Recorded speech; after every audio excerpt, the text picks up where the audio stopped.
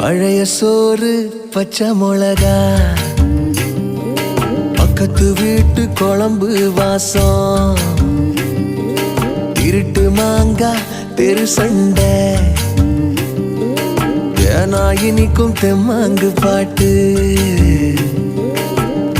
ஆட்டு குளியல் புடிச்ச சினிமா, சரக்கு அடிச்ச போத மயக்கம், ரயிலு பயணம் ராத்திரி காத்து, ரம்மியமான ரகசிய நினப்பு, அடையெல்லாம் ஒரு சோகம்தான், அடி காதல் தனி சோகம்தான், எல்லாம் ஒரு சோகம்தான், அடி காதல் தனி சோகம்தான்.